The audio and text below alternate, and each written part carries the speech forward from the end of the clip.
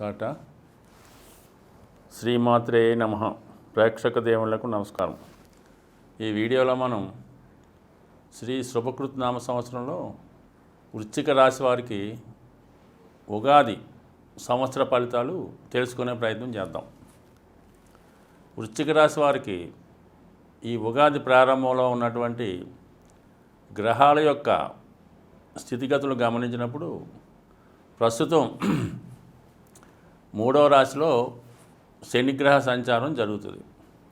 ఇది చాలా అనుకూలమైనటువంటి సంచారం అన్నమాట. అంటే శని భగవానుడు తన 30 సంవత్సరాలు తీసుకుంటాడు ఒక రాశి మొత్తం 12 రాశులు చుట్టి రావడానికి.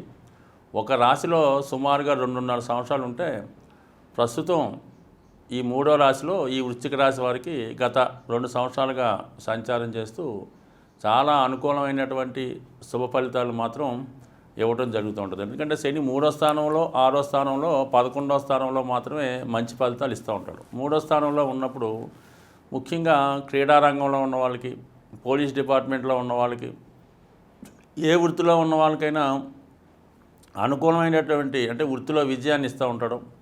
అలాగే వాళ్ళ ఆలోచనలకి అమలుపరిచే విధంగా అభివృద్ధికరంగా ఉంటుంది. బంధుమిత్రులతో, అన్నదమ్ములతో సంపూర్ణ సహాయ సహకారాలు అందిస్తూ ఉంటాడు. అది 3వ స్థానం ప్రోగ్రెస్ కాబట్టి వ్యక్తిగతంగా ప్రోగ్రెస్ అవుతూ ఉంటుంది జాతకుడు. అయితే అటువంటి శని భగవానుడు మరి ఈ ఉగాది తర్వాత సుమారుగా ఏప్రిల్ 28వ తారీఖు నుంచి మళ్ళా జూలై 12వ తారీఖు వరకు 4వ స్థానమైనటువంటి మకర రాశిలోకి టెంపరీగా ప్రవేశించడం జరుగుతుంటుంది. అంటే 4వ స్థానంలోకి ప్రవేశించడం అన్నది దాన్నే అర్ధాష్టమ శని కూడా అంటారు. చతుర్థంలో వచ్చినటువంటి సాటర్న్ ఏంటంటే ముఖ్యంగా విద్యార్థులకి విద్య మీద కొంత శ్రద్ధ తగ్గడం, విద్యాపరమైనటువంటి ఆటంకాలు ఏర్పడే అవకాశం ఉంటుంది. అలాగే ఉద్యోగస్తులకు సాధారణంగా అంటే చతుర్థంలో ఉన్నటువంటి సాటర్ను దశమాన్ని వీక్షించడం వల్ల వృత్తి వ్యవహారాల్లో అంత అనుకూలంగా ఉండకపోవడం, మనసుకి కష్టం కలిగించే హర్ట్ అయ్యే వార్తలు వినడం జరుగుతూ ఉంటుంది. అలాగే తల్లిదండ్రుల బంధువులతో కానీ దగ్గర బంధువులతో కానీ కొద్ది విరోధాలు, అపవాదాలు, నిందలు అలాంటివి వచ్చే అవకాశాలు కూడా ఎక్కువగా ఈ అర్ధాష్టమ శనిలో జరుగుతుంటుంది. అది టెంపరీ మాత్రమే. మళ్ళా ఈ 12 జూలై తర్వాత సేమ్ యాషిజ్గా మకర రాశిలోకి వచ్చి అక్కడి నుంచి మళ్ళీ ఇంచుమించుగా జనవరి 17 వరకు కూడా శని భగవానుడు మంచి ఫలితాలు ఇస్తుంటాడు. అది తృతీయం నుంచి భాగ్యాన్ని వీక్షించడం వల్ల సాధారణంగా ఏంటంటే మనకి దూర ప్రాంత ప్రయాణంలో కలిసి రావడం, అలాగే దూర ప్రాంతంలో ఉద్యోగ ప్రయత్నాలు ఫలించడం, ఇవన్నీ కూడా శని భగవానుడు అనుకూలంగా ఉంటుంది. మొత్తం మీద ఓవరాల్గా పరిశీలించినప్పుడు ఇంచుమించుగా జనవరి 17 వరకు కూడా ఈ రాశి వారికి శని భగవానుడు మంచి ఫలితాలు ఇస్తూ తదుపరి అర్ధాష్టమ శని వచ్చినప్పుడు కొద్ది జాగ్రత్తగా ఉండాలి. నిర్ణయం తీసుకునేటప్పుడు కానీ, ఏదైనా స్థిరాస్తులు అమ్మి కొనుగోలు విషయంలో కానీ, తల్లిగారి ఆరోగ్యం గురించి కానీ, విద్యార్థులు అయితే చదువు గురించి కొంత శ్రద్ధ తీసుకోవడం అవసరం. ఇక మనం అందరం ఎదురు చూసే గురు గ్రహం ప్రస్తుతం ఈ రాశి వారికి గురుగ్రహం చతుర్థ స్థానంలో సంచరిస్తూ ఏప్రిల్ 13వ తారీఖున పంచమ స్థానంలోకి అంటే గురువు యొక్క స్వక్షేత్రమైనటువంటి మీనరాశిలోకి ప్రవేశించడం జరుగుతుంటుంది.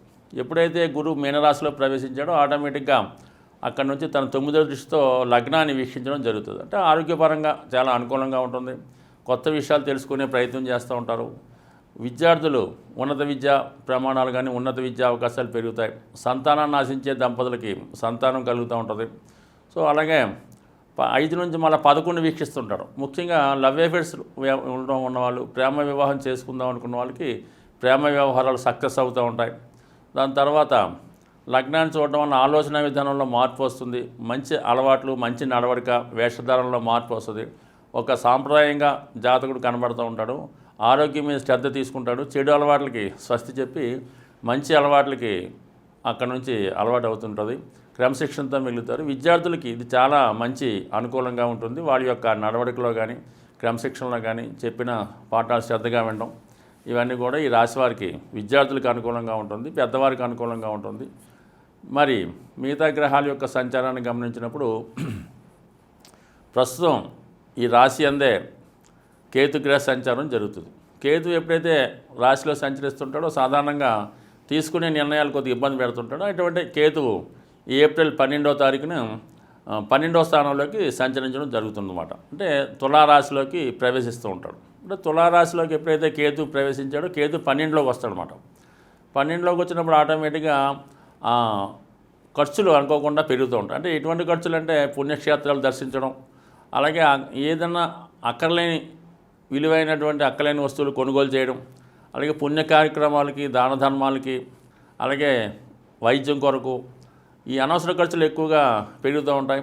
అలాగే ఏంటంటే అందరినీ నమ్మి కూడా మోసపోతుంటారు. ముఖ్యంగా ఈ భక్తి పేరుతో మోసపోవడం, అలాగే పుణ్యక్షేత్రాలు పుణ్యక్షేత్రాలకు వెళ్ళినప్పుడు కొంత విలువైన వస్తువులు పోగొట్టుకోవడం కానీ ఇలా కూడా జరగవచ్చు. ఏదైనప్పుడు కూడా 12వ స్థానం అనేది నష్టానికి కలగజేస్తుంటుంది కాబట్టి కేతు అక్కడికి వచ్చినప్పుడు కంపల్సరీగా అటు ఆర్థికపరమైన నష్టాన్ని ఇస్తూ ఉంటుంది. కొద్ది విలువైన వస్తువులు రిపేర్కి రావడం కానీ, ఇంట్లో వస్తువులు ఏమైనా దొంగలించడం కానీ కూడా జరుగుతూ ఉంటుంది. ఇక రాహుగ్రహ సంచారం సంప్రదించిన ప్రస్తుతం రాహు 7వ స్థానంలో సంచరిస్తూ ఏప్రిల్ 12న మనకి 6వ స్థానంలోకి సంచరిస్తూ ఉంటాడు. 6వ స్థానం ఇంచుమించుగా మేషరాశి అవ్వడం వలన, వృశ్చిక రాశికి మేషరాశికి కుజుడే అధిపతి అవ్వడం వలన సాధారణంగా 6వ స్థానానికి రాహు వచ్చినప్పుడు కుజుడి యొక్క రాశి అవ్వడం వలన ముఖ్యంగా ఏంటంటే పోటీ పరీక్షల విజయాన్ని సాధించడం, కోర్టు సమస్యలు లాంటివి ఏమన్నా ఉంటే పరిష్కరించబడడం, అలాగే ఏంటంటే సంఘంలో కొద్దిగా పేరున్న వ్యక్తులతో పరిచయాలు పెంచుకోవడం జరుగుతుంది. ఇది ముఖ్యంగా ఈ 6వ స్థానంలో రాహుగ్రహ సంచారం పోలీస్ డిపార్ట్మెంట్లో వారికి, వైద్య వృత్తిలో ఉన్న వాళ్ళకి, అలాగే రియల్ ఎస్టేట్ రంగంలో ఉన్న వాళ్ళకి చాలా అనుకూలంగా ఉంటుంది. ఎంతటి పెద్దవాడినైనా సరే ధైర్యంగా ఎదుర్కొనే ప్రయత్నం చేస్తూ ఉంటారు. అలాగే చేపట్టిన కార్యక్రమాలను కూడా ఏదో విధంగా దాన్ని పూర్తి చేసే ప్రయత్నం కూడా చేస్తూ ఉంటారు.